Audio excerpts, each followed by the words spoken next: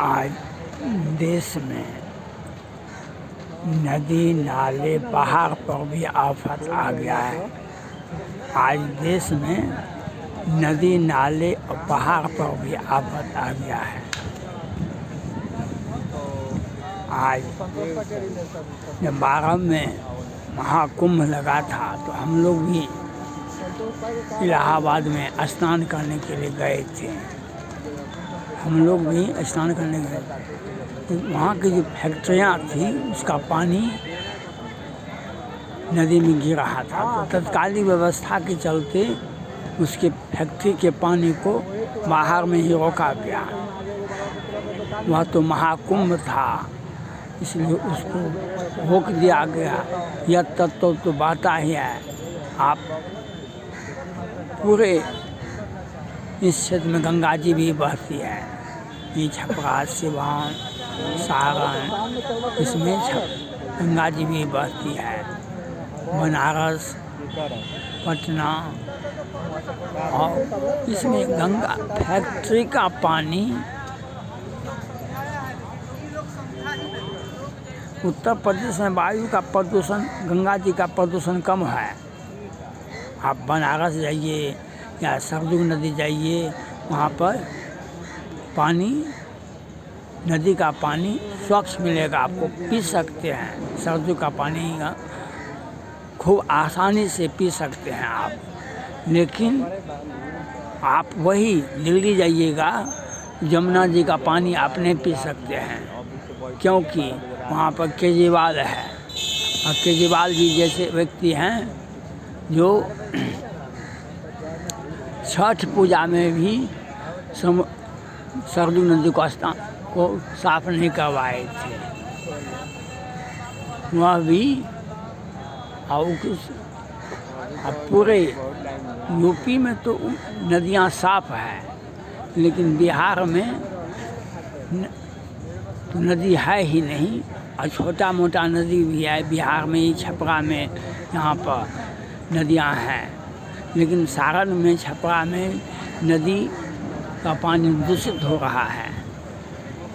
नदी का पानी दूषित हो रहा है। लोग इसमें डुबकी लगाने के लिए नहीं चाहते हैं। लोग, पानी ही जीवन है, पानी ही जीवन है। यह आपको लेके चलना पड़ेगा, यह आपको सोच के चलना पड़ेगा। यह आपको विचार करने की आवश्यकता है, जो आप हर हाल में आपको पानी की स्वच्छता, नदियों का बहाव, ये अति आवश्यक है। नदी का बहाव अति आवश्यक है। और नदी को आप दूषित नहीं कर सकते, उस पर FIR होना चाहिए। कोई फैक्ट्री दिल्ली में तो पूरे के पूरे नाला को मिला दिया गया है यमुना जी में। वहाँ का पानी एक घूंट भी नहीं पी सकते हैं, एक घूंट भी नहीं पी, स्नान भी नहीं कर सकते हैं। यह देखना होगा पूरे भारत में जो नदी, सरोवर, इसको स्वच्छ रखना और इसको बचाना, इसके अविरल, गंगा की अविरल धारा को बहते देना चाहिए। और कोई सी भी परिस्थिति में, एक बार 2-4 साल पहले गंगा जी की स्वच्छता का अभियान चला था। यह होना चाहिए।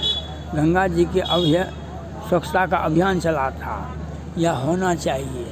लेकिन आज बिहार के छपरा में, सारण में, सिवान में जो गंगा जी बहती है, यहाँ का पानी अशुद्ध हो गया है। वहाँ की नदियाँ जो है, गंगा है और सबको बहुत सारी नदियाँ हैं यहाँ पर, इसका पानी अशुद्ध हो गया है। इस पर सरकार को, पानी जम गया है, पानी में बहाव नहीं है। और यह बिहार सरकार के साथ साथ केंद्र सरकार को भी ध्यान देना चाहिए। जल मार्ग जो है, जल जो है, छोटी छोटी नदियाँ राज्य सरकार का निर्माण आती है। बड़ी नदियाँ वह केंद्र सरकार के अंदर में आती है। इसलिए आपको सोचना चाहिए, केंद्र सरकार को सोचना चाहिए हमारी नदियों का बहाव सुनिश्चित हो। नदियों का बहाव के साथ साथ उसकी स्वच्छता भी अति आवश्यक है। यह आपको देखना चाहिए। नदी, नाला, पहाड़, जंगल, इसी से जीवन लोगों का चलता है। कुछ वर्ष पहले आपने देखा होगा जो जंगल में आग लग गया, बहुत बड़ा जंगल का, ये सब कितने पहाड़ हमारे टूट के बिखर गए। विदेशी ताकत भी ऐसा काम करती है। नदी की जलधारा को भी वो बदल देती है, उससे भी जीवन लोगों का प्रभावित होता है। 7-8 में बिहार में कोसी इलाका में बांध टूटा था, नेपाल में जो निश्चित है, उसमें जो बांध टूटा था 10,000 से लेकर अधिक मारे गए थे। नदी की जलधारा को राज्य सरकार ने बदल दिया था और कहाँ नेपाल गाइड होता है चाइना से, यह देखना पड़ता है। हम मांग करते हैं केंद्र सरकार से, बिहार सरकार के राज्य के अंदर में जितनी भी नदियाँ हैं उसका 2 चीज़ होना अति आवश्यक है। उसकी दिशा दशा नहीं बदले, जो जैसे है नदी उसको वैसे रहना देना चाहिए। उससे अगर धारा बदल जाती है विनाश का रूप धारण करती है। और नदी पर पुल बनाना, नदी पर पुल तो बनता ही है, लेकिन नदी पर जब भी आप पुल बनावे तो लंबी पुल बनावे और ऊंचाई भी बहुत अधिक होना चाहिए। भपटियाही का ऐतिहासिक पुल है, भपटियाही में, बिहार में गांधी सेतु से भी बड़ा पुल है, लेकिन उसकी ऊंचाई बहुत छोटा कर है। जल का बहाव कैसे होगा, यह देखना होगा।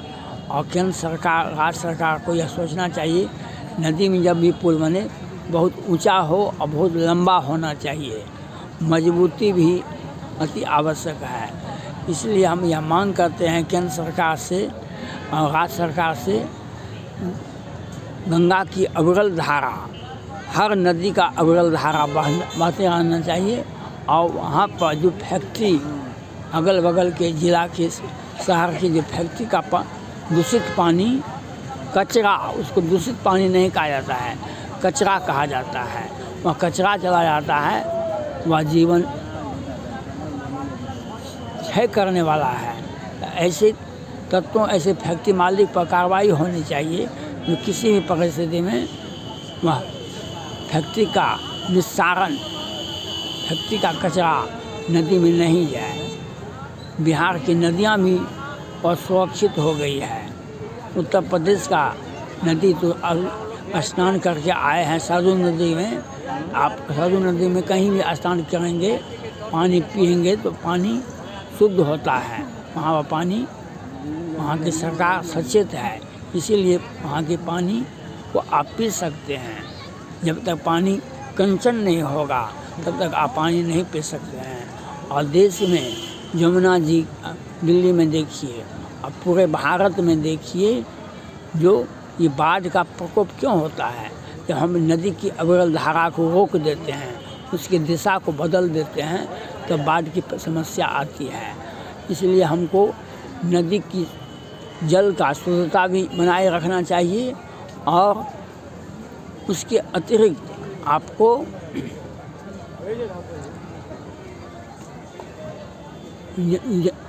उसका रखरखाव भी होना चाहिए और पानी की भी शुद्धता को जांचना चाहिए।